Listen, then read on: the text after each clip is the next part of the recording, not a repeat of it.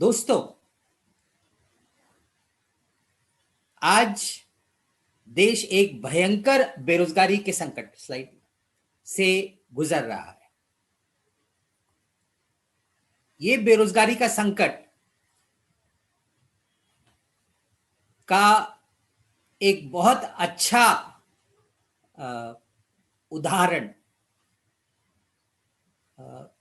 अभी कुछ दिन पहले 17 सितंबर को अगला अभी कुछ दिन पहले सरकार ने आंकड़े रिलीज किए थे।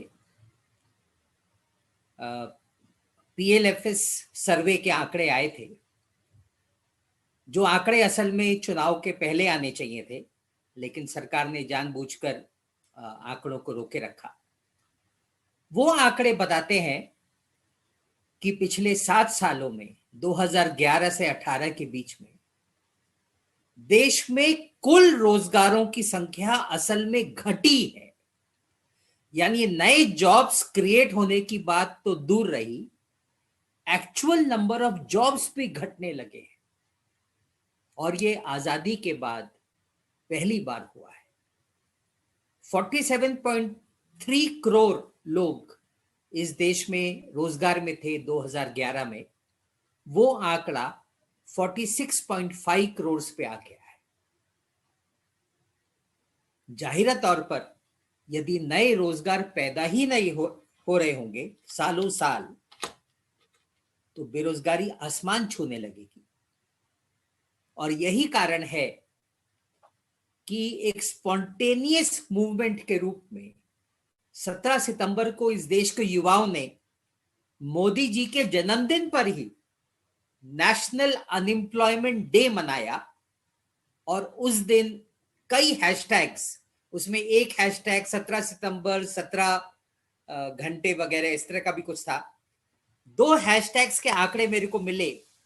उनमें हैशटैग नेशनल अनएम्प्लॉयमेंट डे पर 4.25 मिलियन यानी लगभग 42 लाख ट्वीट्स सिर्फ उस हैशटैग पे हुए। उसके अलावा राष्ट्रीय बेरोजगारी दिवस पर भी लगभग 17 लाख ट्वीट्स हुए थे वगैरह वगैरह। मतलब आप इसे अंदाज लगा सकते हैं कि कितनी भयंकर हालत है। नेक्स्ट।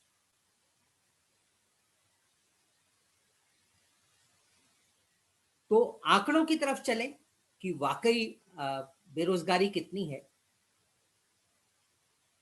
सरकार बीच बीच में नियमित सर्वे करती रहती है बेरोजगारी के। एक सर्वे 2015-16 में हुआ था, उसको एनुअल एम्प्लॉयमेंट अनएम्प्लॉयमेंट सर्वे करते हैं, जो श्रम मंत्रालय करवाता है। और मोदी जी का वो दूसरा साल था।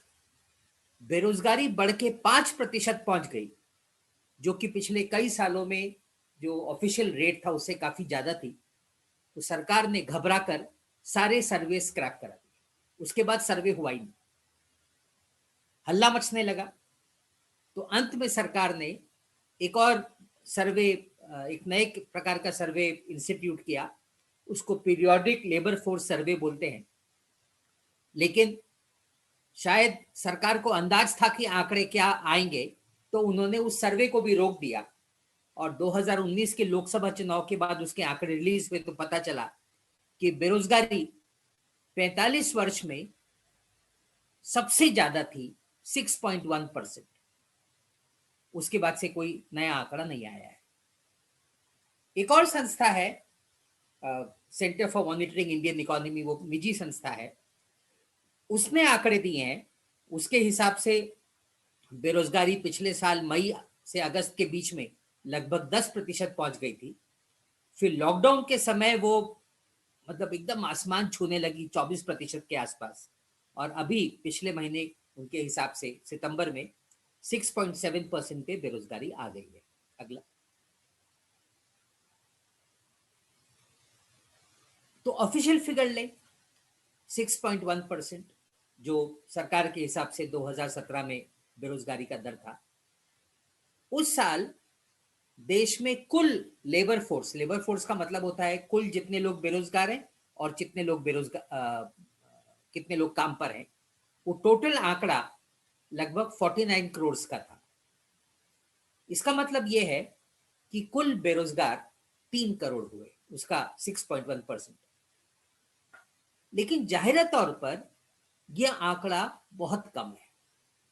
उसका कारण है कि एक एक राज्य में जब सरकार कोई वैकेंसी निकालती है उस राज्य के लोगों के लिए सरकारी नौकरियों की, तो लाखों में लोग अप्लाई करते हैं। पश्चिम बंगाल में 2-1 साल पहले ग्रुप डी जॉब्स के लिए कुछ हजार वैकेंसीज निकली थी, तो 25 लाख लोगों ने अप्लाई किया। पिछले साल रेलवे ने वैकेंसी निकाली 1.2 लाख रोजगार की, आज तक कुछ भरा भरा नहीं है। 2.4 करोड़ लोगों ने, 2.4 करोड़ लोगों ने अप्लाई किया। तो जाहिर तौर पर कुल बेरोजगारों को एक छोटा ही हिस्सा अप्लाई करता है। तो यदि 2.5 करोड़ लोग इस देश में एक रोजगार के लिए अप्लाई कर रहे हैं, तो आप अंदाज लगा सकते हैं कि बेरोजगारी कितनी ज्यादा होगी। 3 करोड़ तो कतई नहीं है। अगला, प्रॉब्लम क्या है? क्यों आंकड़े जीवन के अनुभव से बहुत कम बेरोजगारी दिखा रहे हैं? उसका कारण यह है, उसके 2 कारण है। पहला कारण ये कि ये सारे सर्वेस, चाहे वो सीएमआई का भी सर्वे हो, नहीं सॉरी, सीएमआई का सर्वे नहीं, ये जो सरकारी सर्वे है, वो सर्वे ये मानता है कि सिर्फ वही व्यक्ति बेरोजगार है जो कोई काम नहीं कर रहा लेकिन रोजगार की तलाश कर रहा है। यदि वो व्यक्ति निराश होकर नौकरी की तलाश करना उसने बंद कर दिया हो, तो फिर उसको सरकार बेरोजगार नहीं मानती। जाहिर तौर पर इनकी संख्या भी बहुत ज्यादा है। हमने बेरोजगारी की पुस्तक में इसका भी कैलकुलेशन किया है, लेकिन फिलहाल आगे बढ़ते हैं। जो ज्यादा महत्वपूर्ण कारण है वो कारण ये है कि हमारे देश में कोई बेरोजगारी भत्ता ही नहीं है।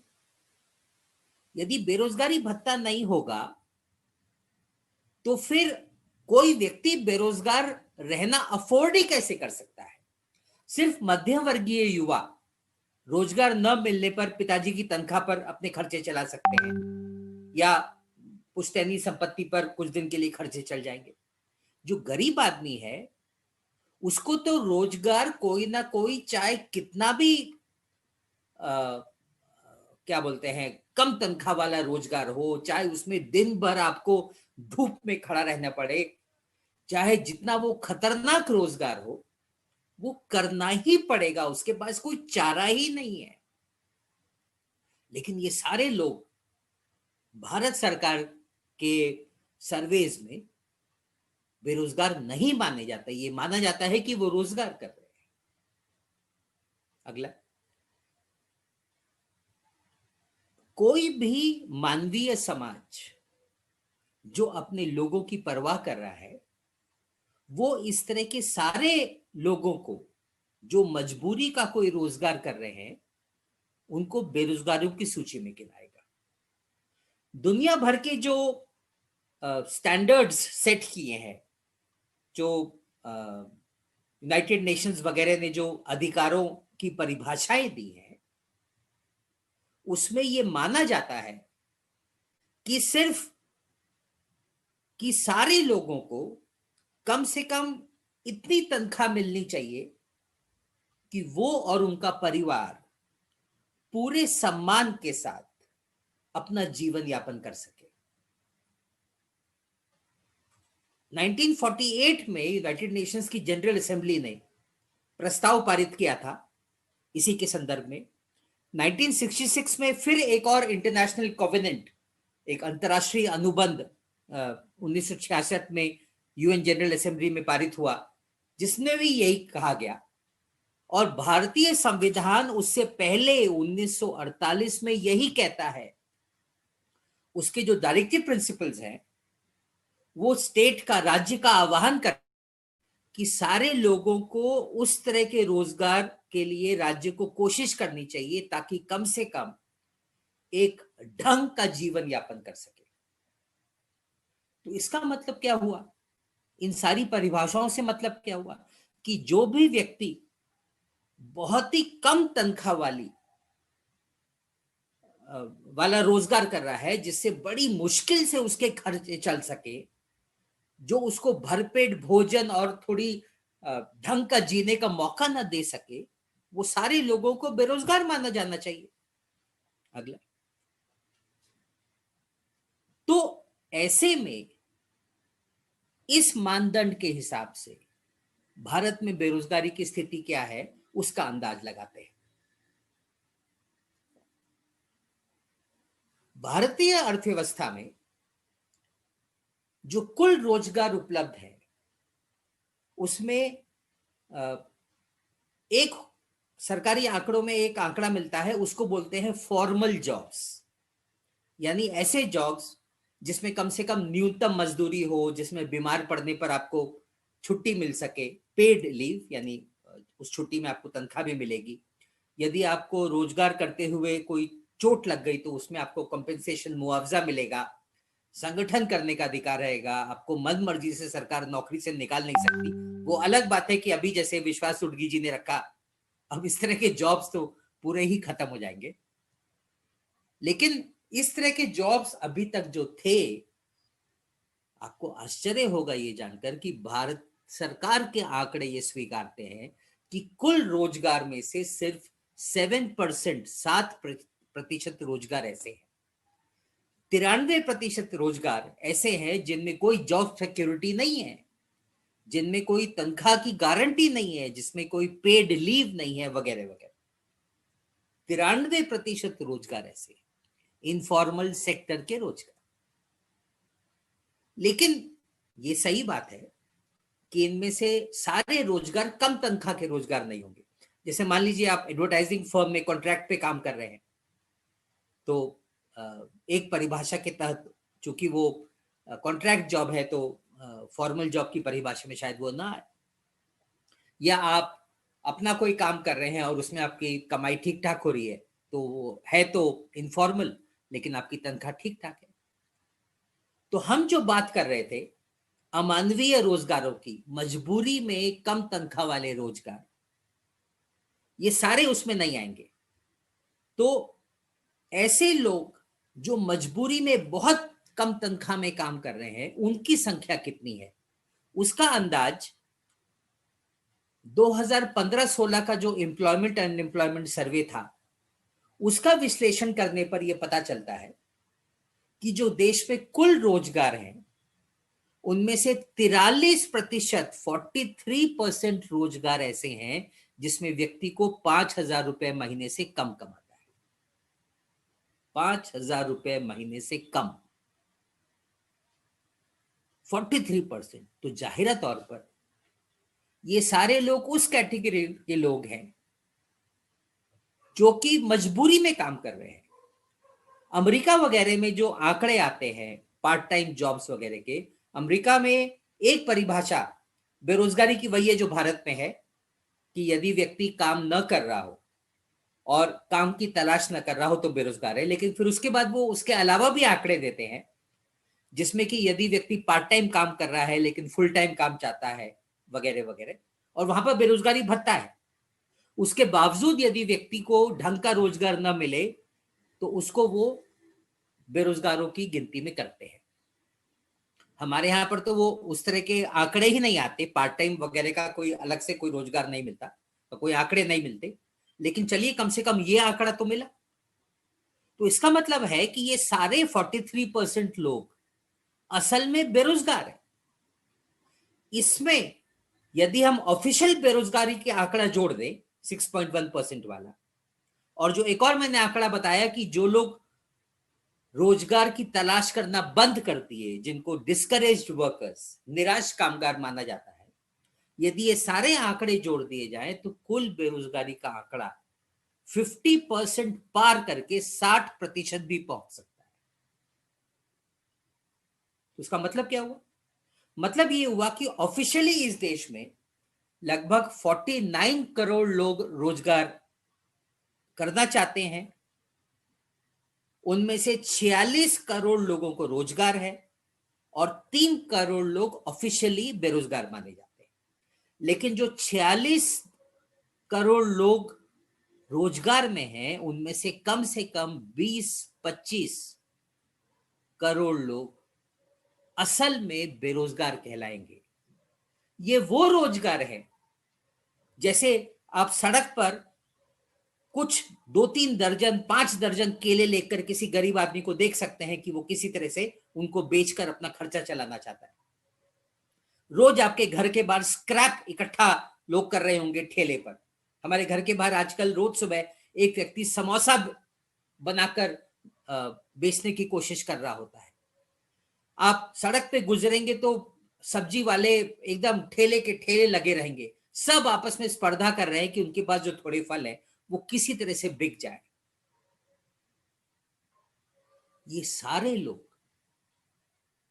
जो अलग अलग किस्म का कुछ कुछ सामान बेचकर किसी तरह से अपना खर्चा चलाने की कोशिश कर रहे हैं, सुबह निकलते हैं, देर रात तक कोशिश करते हैं कि कुछ बिक जाए, धूप हो बारिश हो वो सब वहीं पर दिन भर खड़े रहते हैं। वो कोई रोजगार नहीं हुआ ना, वो सारे मजबूरी में वो काम कर रहे हैं, वो सारी इस कैटेगरी में आते हैं। वो सारे असल में बेरोजगार हैं, वो सारे ढंग के रोजगार चाहते हैं लेकिन उनको रोजगार नहीं मिल रहा। और ऐसे में चूंकि कोई बेरोजगारी भत्ता नहीं है तो कोई ना कोई काम करने की कोशिश कर रहे हैं। और उनमें से 43% लोग ऐसे हैं जो भारत सरकार के सर्वेक्षण के हिसाब से 5,000 रुपए महीने से कम कमाते हैं। कोई भी मानवीय सरकार इनको बेरोजगार ही मानेगी। तो ये देश में बेरोजगारी की हालत है। अगली।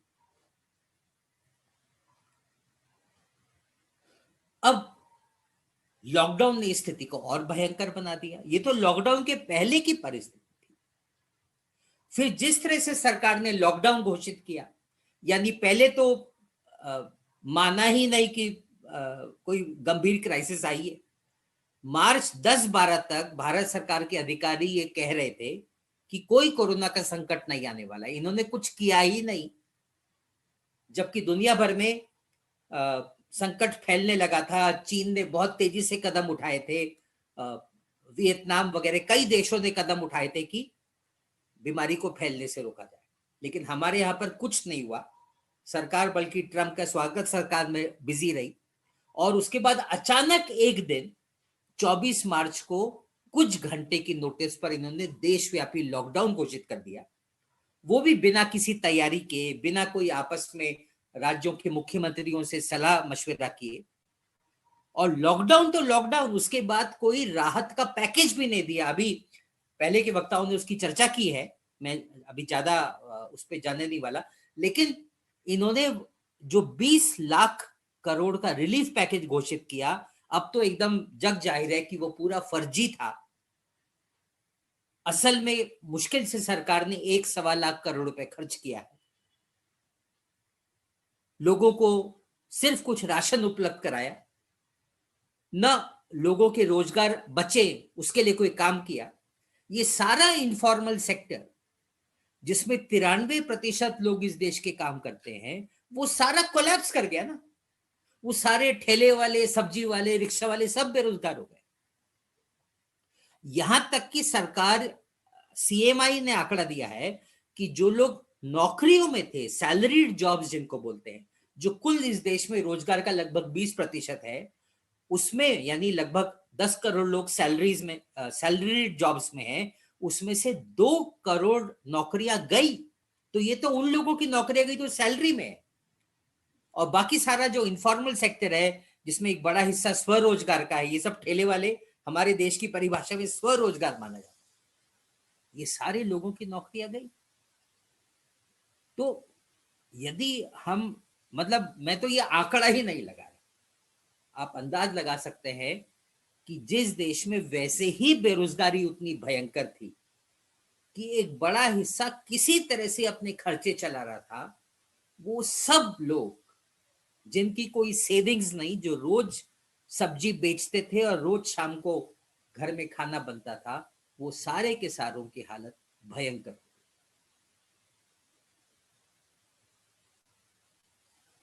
तो ये जो भयंकर बेरोजगारी का, अभूतपूर्व बेरोजगारी का संकट है, असल में ये अर्थव्यवस्था जिस तरह से चल रही है उसका परिणाम है। उसका विश्लेषण करने की कोशिश करें कि इतना भयंकर बेरोजगारी का संकट क्यों। मेरे पास बहुत समय नहीं है तो मैं बहुत संक्षेप में कुछ मुद्दे रख रहा हूं।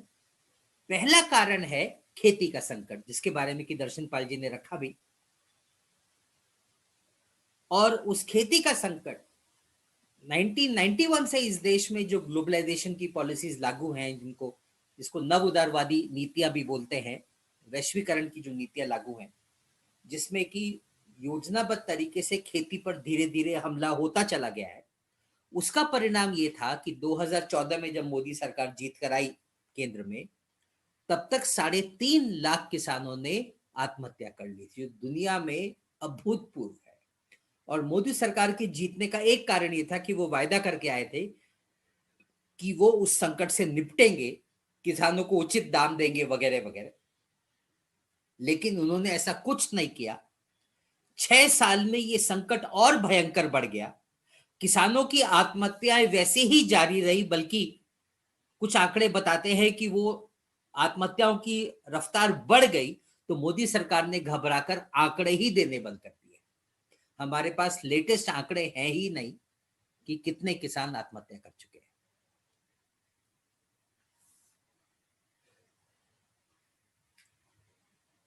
तो ये जो खेती का भयंकर संकट है, अभी जो किसान आंदोलन कर रहे हैं, वो उसी संकट का परिणाम है। मामला सिर्फ 3 फार्म बिल्स का नहीं है, क्योंकि आपको ध्यान होगा किसानों के आंदोलन पिछले कई सालों से लगातार चल रहे हैं। उसका कारण यह है कि खेती इतने भयंकर संकट में है कि खेती में रोजगार पैदा होना लगभग खत्म हो गया है। ये आंकड़े हैं खेती में कुल रोजगार कितना है। वो आंकड़े ये बताते हैं कि 2010 तक, आप ध्यान दीजिए, 93-94 के सर्वे के आंकड़े हैं। उसके बाद अगले 15 सालों में जो खेती का संकट बढ़ता चले जाता है, उसके चलते खेती में कुल रोजगार की संख्या बहुत तेजी से घटती है। 15-16 सालों में ये आंकड़े लाख में है, तो सिर्फ मिलियन में है। सिर्फ लगभग 3 मिलियन रोजगार क्रिएट होते हैं, यानी लगभग 30 लाख रोजगार खेती में पैदा होते हैं। लेकिन 2010 के बाद, विशेषकर पिछले कुछ सालों में, खेती इतने भयंकर संकट में फंसी है कि खेती में रोजगार की संख्या 205 मिलियन, 20 करोड़ आ गई है, जो 1983 में, 1983 में जितने लोग खेती में काम कर रहे थे उससे कम है। अब यदि हम अंदाज लगाएं कि खेती में नीतियां उसी प्रकार की होती जो वैश्वीकरण के पहले की थी, यानी 1983 से 1994 का जो दौर था, उसमें जिस तरह से खेती में रोजगार बढ़ रहा था, यदि उसी तरह से खेती में रोजगार बढ़ता रहता तो 2018 तक खेती में 34 करोड़ लोग खेती में काम कर रहे होते, यानी खेती में 14 करोड़ रोजगार और अधिक होते। यानी आंकड़ा कैसे आया? 347 माइनस 205, ये जो स्लाइड में आप देख रहे हैं, दोनों को घटा दीजिए तो 14 करोड़ रोजगार, इतने रोजगार खेती में खत्म हुए हैं। यानी ये सारे लोग खेती छोड़कर शहरों में रोजगार की तलाश में गए। ये बेरोजगारी के संकट का सबसे महत्वपूर्ण कारण है कि खेती में, अब यहां पर एक ध्यान दीजिए, यहां पर मैं ये मान के चल रहा हूं, अभी उतना समय नहीं है ये बात करने का, जो क्लासिकी अर्थशास्त्र है वो मानता है कि देश प्रगति कर रहा है यदि खेती में रोजगार कम हो रहे हो और उद्योगों में रोजगार बढ़ रहे हो। लेकिन जैसा हम देखेंगे, यहां पर खेती में भी रोजगार कम हो रहा है और उद्योग में भी कम हो रहा है। ये पूरा लॉजिक कि आधुनिकीकरण से खेती में रोजगार खत्म करना चाहिए और उसके बदले उद्योगों में रोजगार पैदा होगा, ये आधुनिक काल में कहीं नहीं हो रहा है। यूरोप में वो दूसरे कारण थे जिसके चलते कि बेरोजगारी संकट वहां बहुत ज्यादा नहीं बढ़ा। उन्होंने अपनी सारी सरप्लस पॉपुलेशन एक्सपोर्ट कर दी अमेरिका में, ऑस्ट्रेलिया वगैरह में।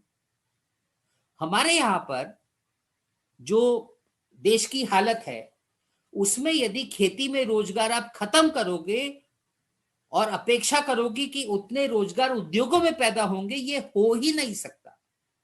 गांधी इस मामले में एकदम सही थे कि इस देश में जो पूरी पॉलिसी ओरिएंटेशन होना चाहिए वो गांव केंद्रित होना चाहिए, गांव पर आधारित उद्योग खड़े हों, लघु उद्योग खड़े हों, विकेंद्रित विकास हो, ताकि लोगों के हाथ में रोजगार आए।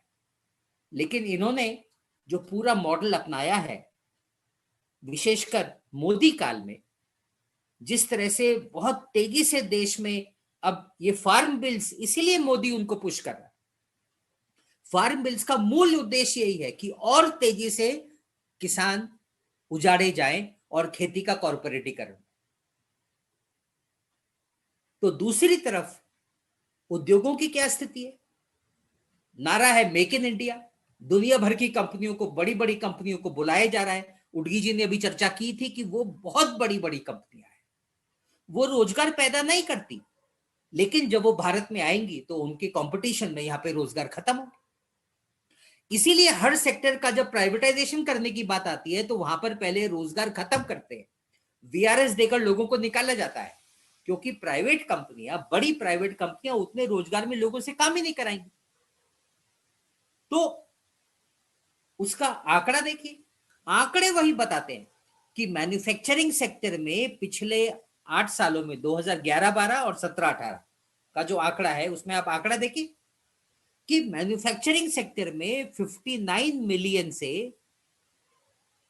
रोजगार घटा है। यानी इस देश में जितना औद्योगिकरण हुआ है पिछले 7 सालों में, जितनी नई फैक्ट्रियां खुली हैं, बड़ी बड़ी कंपनियां आई हैं, विदेशी कैपिटल भरपूर आया है, लेकिन उसके बावजूद कुल रोजगार घटा है। ऊपर से ये जो आंकड़ा है मैन्युफैक्चरिंग का, इसमें लघु उद्योग और बड़े उद्योग दोनों शामिल है। इतना ही नहीं, सरकार की परिभाषा के हिसाब से सारे इनफॉर्मल सेक्टर के रोजगार, जिस तरह के लोग बस्तियों में पापड़ बना रहे होते हैं, बीड़ियां रोल करते हैं, वो भी सब मैन्युफैक्चरिंग जॉब कहलाता है। एक्चुअल फॉर्मल जॉब्स, ढंग के जॉब्स सिर्फ 87 लाख हैं, 8.7 मिलियन। कुल जो इस देश में रोजगार है 465 मिलियन, 46 करोड़, उसका 2% से भी कम।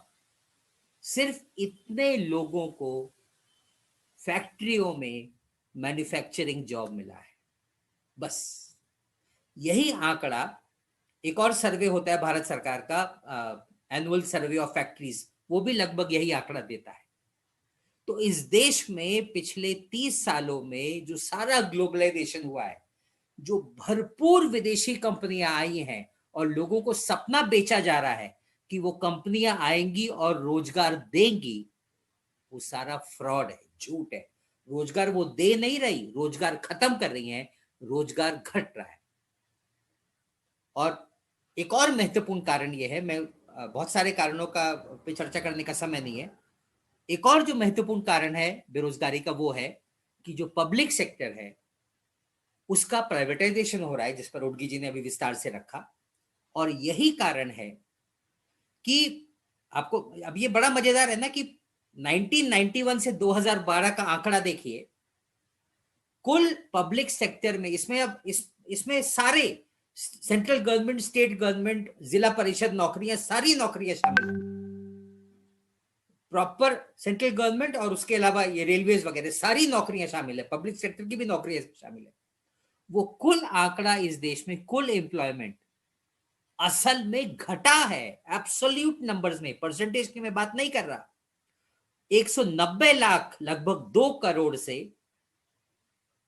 1.7 करोड़ 176 लाख पे आ गया है। और मोदी के काल में रोजगार और तेजी से घटा है, इतना कि सरकार ने आंकड़े ही देने बंद कर दिए। हमने ये 172 लाख का आंकड़ा इस तरह से निकाला है कि यदि बेरोजगारी उसी रफ्तार से घट रही होगी, रोजगार उसी रफ्तार से घटेगा जो 91 से 2012 के बीच में घटा है, तो 2018 में 172 लाख आना चाहिए। एक्चुअल आंकड़ा उससे कम होगा। तो ये जिस तरह से इस देश में 1961 से 91 के बीच में रोजगार बढ़ रहा था, यदि उसके बाद भी निजीकरण नहीं हुआ होता, ये वैश्वीकरण की हवाएं नहीं चल रही होती और पब्लिक सेक्टर उसी तरह से फलता फूलता रहता, तो इस देश में 2018 में 334 मिलियन नहीं है, लाख होना चाहिए, सॉरी, 334 लाख रोजगार पैदा होते, जिसका मतलब है कि लगभग 1.4 करोड़ जॉब्स इस सेक्टर में पैदा हुए। ये स्थिति है। अगला। तो बेरोजगारी का समाधान क्या हो? अब अंत में बहुत तेजी से समाप्त करते हैं टॉपिक। बहुत सिंपल है, इसी से समाधान निकलते हैं। पहला ये कि खेती में सरकार अपना निवेश बढ़ाए और खेती को सुधारे। ये सारे फार्म बिल्स वगैरह जिसके खिलाफ किसान आंदोलन कर रहे हैं, वो सारे वापस, न सिर्फ वापस ले, मांग यहां पहुंचनी चाहिए कि सरकार खेती के को फायदेमंद करने के लिए अपना इन्वेस्टमेंट बढ़ाए। सरकार उसके लिए एलोकेशन करती नहीं है। कुल सरकार का खेती और पशुपालन वगैरह के मंत्रालयों के लिए टोटल बजट सिर्फ 1.5 लाख करोड़ का होता है, जो कुल हमारे बजट का सिर्फ 5% है, उस सेक्टर के लिए जिसमें 50% लोग रोजगार करते हैं। तो सरकार को इस क्षेत्र में निवेश अपना बढ़ाना चाहिए। यदि सरकार उसको दुगुना तिगुना करे तो खेती सुधरेगी, और जैसा हमने पहले देखा था कि करोड़ों रोजगार खेती में पैदा हो। और तब तक सरकार एक तात्कालिक तौर पर जो नरेगा की ग्रामीण रूरल एम्प्लॉयमेंट गारंटी स्कीम है, जिसमें अभी सरकार ने मजबूरी में एलोकेशन बढ़ाया है, ऑफिशियली 60,000 करोड़ का था, उसको थोड़ा बढ़ाया है, उसको असल में तिगुना या चौगुना करना चाहिए, 2.5 लाख करोड़ के आसपास, ताकि इस देश में जितने भी लोगों को रोजगार ग्रामीण क्षेत्रों में चाहिए, सबको रोजगार मिले। उसके अलावा शहरों में भी सरकार को एक रूरल एम्प्लॉयमेंट गारंटी स्कीम, कम से कम छोटे शहरों के लिए जहां पर रोजगार एकदम ही नहीं के बराबर है, वहां पे भी चालू करनी चाहिए। हमारा अंदाज है कि कुल मिलाकर इन दोनों स्कीम्स में लगभग 6 लाख करोड़ का सरकार का खर्चा आएगा। अगला। और तीसरा कि सरकारी नौकरियां पैदा की जाए। अब यहां पर एक मुद्दा खाली संक्षेप में चर्चा करें। लोगों को लगता है कि बहुत ज्यादा सरकारी नौकरियां हैं। असल में जो इस देश दुनिया में जो प्राइवेट सेक्टर के देश है, जो पूंजीवादी देश माने जाते हैं, यूरोप के देश हो, यहां तक कि इंग्लैंड और अमेरिका हो, वहां पर भी जो टोटल पब्लिक सेक्टर एम्प्लॉयमेंट है आबादी के कुल प्रतिशत की तुलना में, वो भारत से 5 गुना 7 गुना, स्वीडन में तो लगभग 14 गुना ज्यादा है। इतना ज्यादा वहां पे पब्लिक सेक्टर रोजगार है। यानी, लेकिन वो देश मिक्स्ड इकोनॉमी देश नहीं कहलाते, वो पूंजीवादी देश कहलाते। तो हम यहाँ पर समाजवाद की बात ही नहीं कर रहे, हम तो यहाँ पर पूंजीवाद के फ्रेम में बात कर रहे हैं कि इन सारे क्षेत्रों में, कि उन देशों में पूंजीवाद में भी पब्लिक सेक्टर में इतने ज्यादा रोजगार है।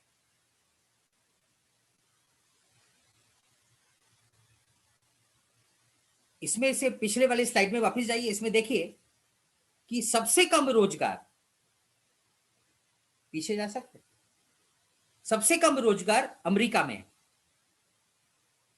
भारत से लगभग 7 टाइम्स ज्यादा पब्लिक सेक्टर एम्प्लॉयमेंट है।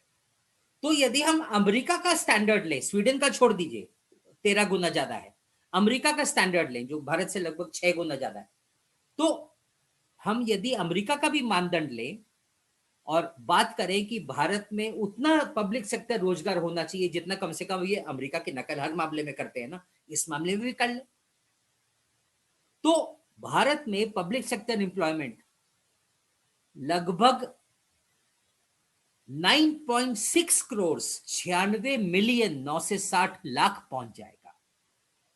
अभी भारत में पब्लिक सेक्टर एम्प्लॉयमेंट 17 मिलियन है, 170 लाख, 76 लाख। इसका मतलब है कि भारत सरकार लगभग 8 करोड़ सरकारी नौकरियां पैदा कर सकती है अमेरिका के लेवल पे पहुंचने के लिए। इतने कम सरकारी रोजगार है। फर्क क्यों है? फर्क इसलिए है क्योंकि अमेरिका वगैरह में सरकारी ये सारी जो वेलफेयर सुविधाएं हैं, शिक्षा है, स्वास्थ्य है, पानी की सुविधाएं हैं, पेंशन की सुविधाएं, उन सारे देशों में एक बहुत अच्छा वेलफेयर नेटवर्क है। और वो सारा वेलफेयर नेटवर्क उपलब्ध कराने के लिए सरकार में रोजगार चाहिए। हमारे यहाँ पर सरकार शिक्षा, स्वास्थ्य वगैरह सबका निजीकरण करती चली जा रही है। वैसे ही ये सुविधाएं बहुत कम है, ऊपर से उनका और निजीकरण किया जा रहा है, तो सरकारी रोजगारों की जरूरत ही क्या है?